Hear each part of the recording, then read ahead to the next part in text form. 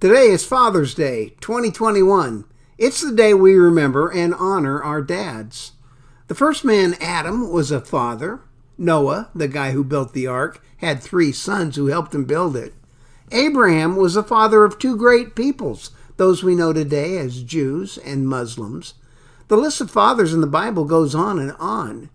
God spoke to us clearly regarding the responsibilities of being a father. The law he gave Moses provides instructions to fathers. God told Moses to teach his statutes and ordinances to the fathers of Israel. Moses told the people, "Do this that you may fear the Lord your God all the days of your life by keeping all his statutes and commands I'm giving you, your son and your grandson, so that they may have a long life. Listen, Israel, and be careful to follow them, so that you may prosper and multiply greatly, because Yahweh, the God of your fathers, has promised you a land flowing with milk and honey." These words that I'm giving you today are to be in your heart.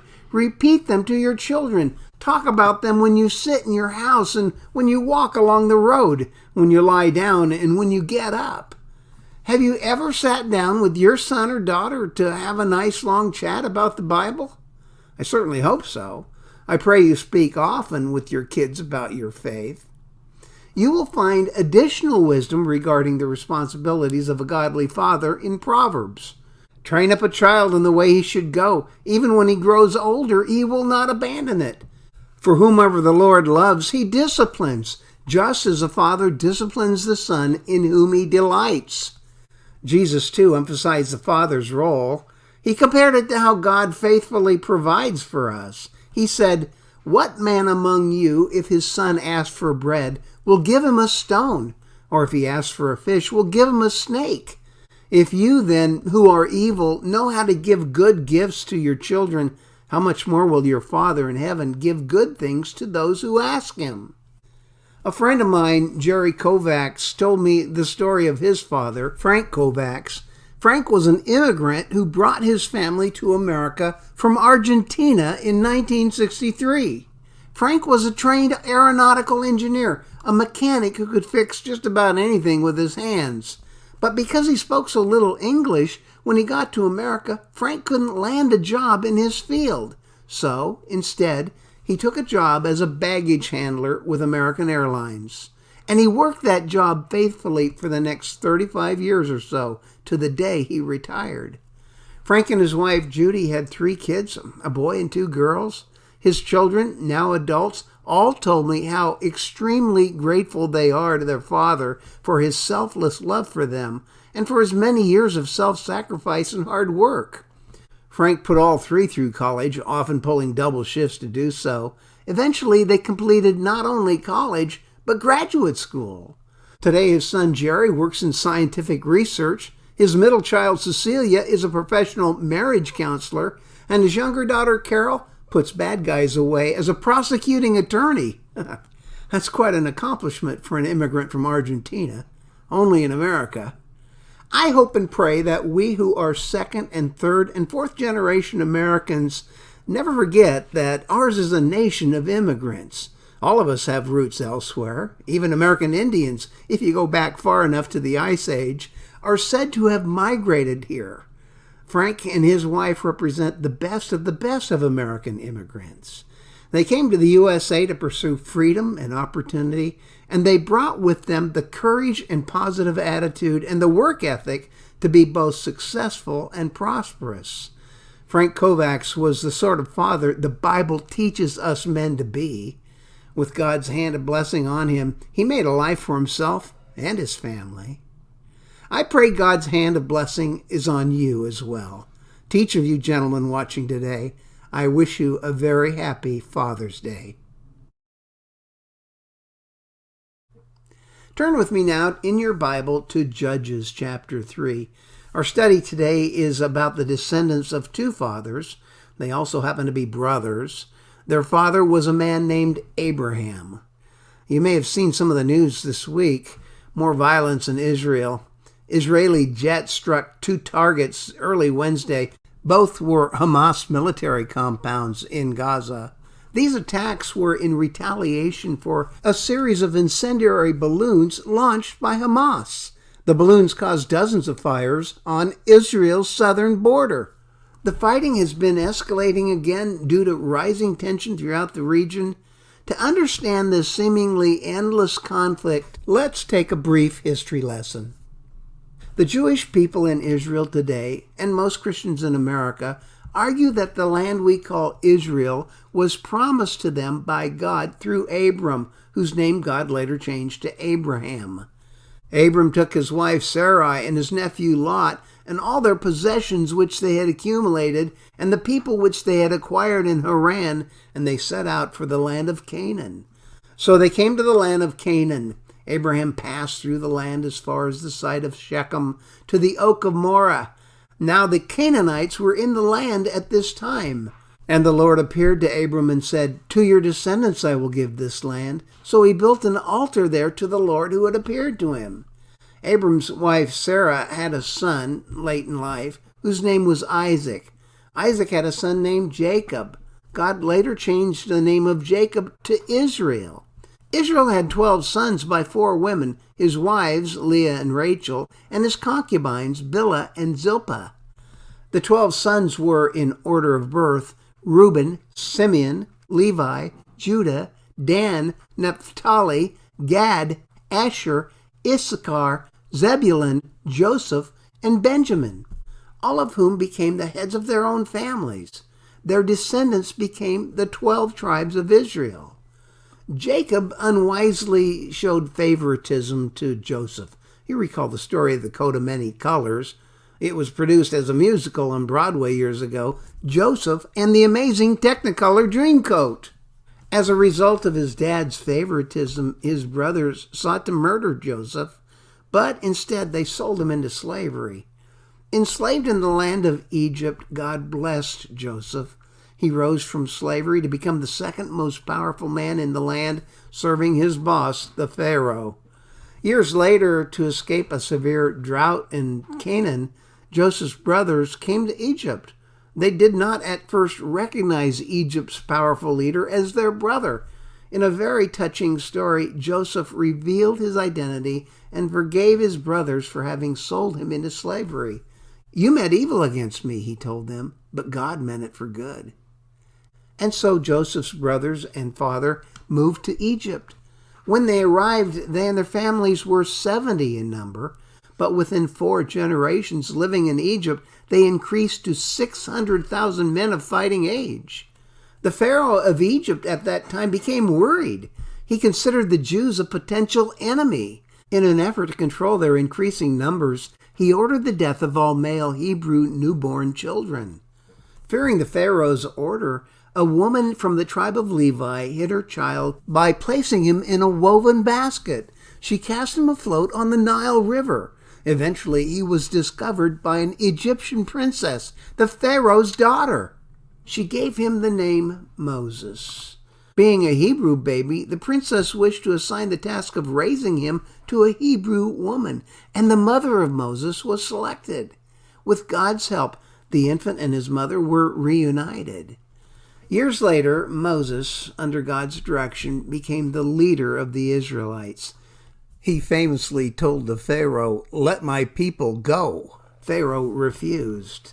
So God sent a variety of plagues to convince him, concluding with the plague of death. The firstborn male of all Egyptians died, perhaps in part as retribution for the slaying of the Hebrew children that nearly cost Moses his life as an infant. When this terrible last plague was completed, the Pharaoh finally relented. The Hebrews were given permission to leave Egypt. But almost immediately the Pharaoh had a change of heart. He sent his army to hunt them down with orders to either return them to slavery or kill them all. The Hebrews found themselves cornered with their backs to the Red Sea. To enable their escape, God parted the waters and the Israelites crossed on dry land. When the Egyptian army pursued them, the waters of the Red Sea collapsed upon them, and the chariots and the horsemen, the entire army of Pharaoh that had gone after them, were swept under. None survived. Their enemy was defeated. Moses and the children of Israel then wandered rather aimlessly in the wilderness for 40 years. During that period, God gave them the 10 Commandments, the law of God. At last, after 40 years, God brought them to the edge of the land promised to their ancestor Abraham so many years before. Although Moses was permitted to see it from high atop a mountain, he died before entering. After his death, the Lord spoke to the man who had been second in command, Joshua. God directed him to tell the people to prepare to cross the Jordan into the land of promise. Under Joshua's leadership, more than 6 centuries after the Jews had left Canaan and migrated to Egypt, the 12 tribes re-entered the promised land and took possession of it. Joshua led the Battle of Jericho, and the walls came tumbling down. Muslims tell this same story very differently. They believe that Abraham offered the promised land not to Isaac, but to his firstborn son Ishmael. And the Lord appeared to Abram and said, "To your descendants I will give this land." Abram's firstborn son, you recall, came at the insistence of his wife Sarai. Worried that she was getting too old to produce offspring for her husband, she suggested that Abram have a child with her young slave Hagar. Hagar was not Jewish, but Egyptian. Abram didn't protest much. Then, after Hagar got pregnant, Abram's wife Sarai became jealous. She treated Hagar badly. So the young slave ran away, and she might have perished there in the wilderness, but God sent an angel to rescue her. Now the angel of the Lord found her by a spring of water in the wilderness, by the spring on the way to Shur. He said, "Hagar, Sarai's slave woman, from where have you come, and where are you going?"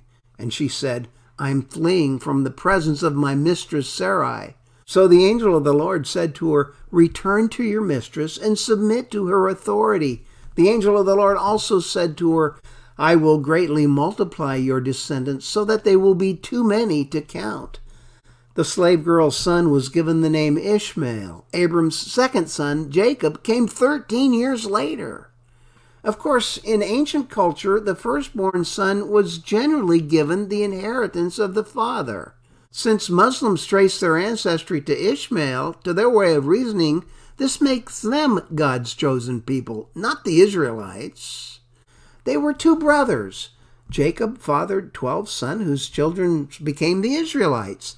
Ishmael fathered 12 sons whose children became the Muslims in our world today. Muslims believe that their prophet Muhammad was a descendant of Ishmael, whom God promised to establish a great nation. "I will greatly multiply your descendants so that they will be too many to count," he told Hagar. They also believe that Muhammad was transported by God from Mount Moriah to heaven and returned to Mecca the same night, making Mount Moriah a holy site to them. In AD 691, they built a shrine to mark this experience. It is called the Dome of the Rock, and it is among the Muslims' most treasured religious sites. Herein lies the problem. 17 centuries before the Dome of the Rock was constructed, in 950 BCE, King Solomon built the first Jewish temple on the same spot, atop Mount Moriah. It housed the Ark of the Covenant, which contained the 10 Commandments. Solomon built that temple at the request of his father, King David.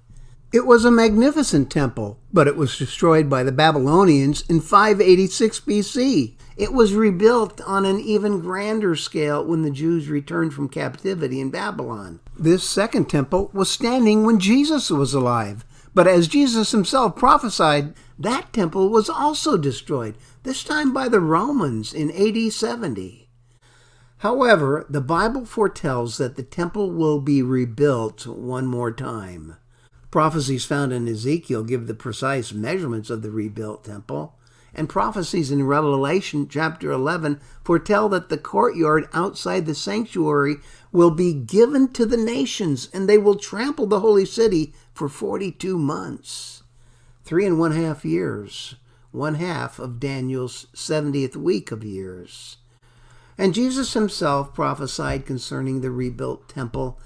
Therefore, when you see the abomination of desolation, which was spoken of through Daniel the prophet, standing in the holy place, let the reader understand, then those who are in Judea must flee to the mountains. The abomination of desolation occurs when the Antichrist enters the temple and occupies it. He will then set himself up in the sanctuary and proclaim himself God. Clearly, this future despotic ruler known as the Antichrist cannot commit the abomination of desolation unless and until the temple exists once again. So, my friends, when Israel begins the construction of the third temple at the site where the Dome of the Rock stands today, understand this: Christ's return to earth, his second coming in power and glory as King of Kings, is imminent. Here is how the Temple Mount appears today. Both Jews and Arabs consider this sacred ground. That's the story behind the ongoing stress in Jerusalem and the cause of the violence that we see in the news almost every day.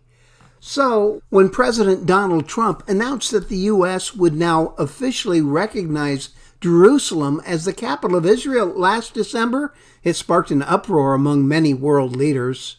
The USA firmly stands with the nation of Israel. And that brings us to the study in the book of the Bible called Judges. The book of Judges takes us back to the days when all this strife began. When they entered the promised land, God commanded his people to drive out the Canaanites, to drive them out of the land. He warned that if they failed to do so, the Canaanites would most certainly lead them astray and to worshiping false gods. And that's precisely what happened. Last week we saw how after the Israelites worshipped false gods, the Lord allowed them to be overrun by an evil king named Cushan-Rishathaim. He ruled over them for 8 years before he was overthrown by the first judge known as Othniel. To the very day he died, for 40 years, Othniel provided godly leadership, and the Israelites lived in peace. We pick up the story today, beginning immediately after the death of Othniel. The Israelites again did what was evil in the Lord's sight. He gave Eglon, king of Moab, power over Israel because they had done what was evil in the Lord's sight. After Eglon convinced the Ammonites and the Amalekites to join forces with him, he attacked and defeated Israel and took possession of the city of palms. The Israelites served Eglon, king of Moab, 18 years. Once again, the Israelites turned their backs on God.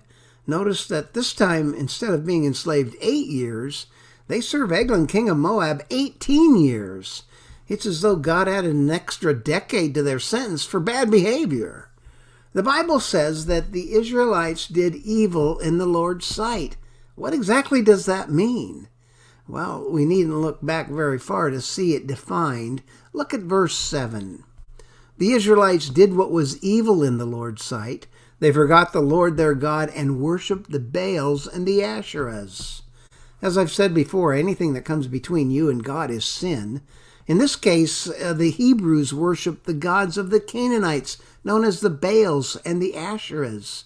Why was worshipping the Baals and the Asherahs so enticing to the Israelites?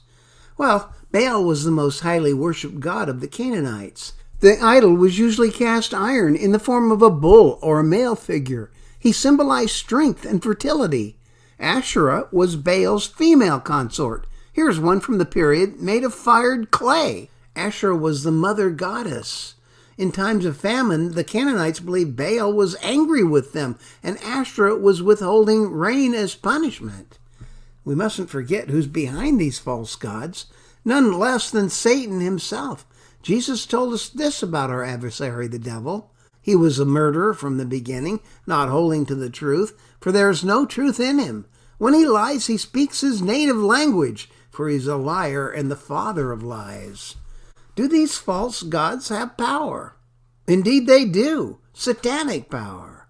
When Christians today turn their backs on God to have extramarital affairs or cheat on their income taxes or steal from their employer, when they prefer to sleep in on Sunday mornings rather than attend a worship service at church, they're doing today precisely what the Jews did in ancient days. They're worshiping false gods. The one true God demands morality. Gratification is often postponed as God's answers to our prayers come in His time. And the needs of others always come before our own. God has also commanded us to honor our parents and to keep the Sabbath day holy. It seems to me that in America today, many have turned their backs on God. When the Israelites turned their backs on God, they were conquered by an enemy. They were forced to serve a foreign dictator. This time it was for 18 years. Then the Israelites cried out to the Lord, and he raised up Ehud, son of Gera, a left-handed Benjamite, as a deliverer for them. The Israelites sent him to Eglon, king of Moab, with tribute money. The story of the judge named Ehud, a left-handed Benjamite, reads like a James Bond novel.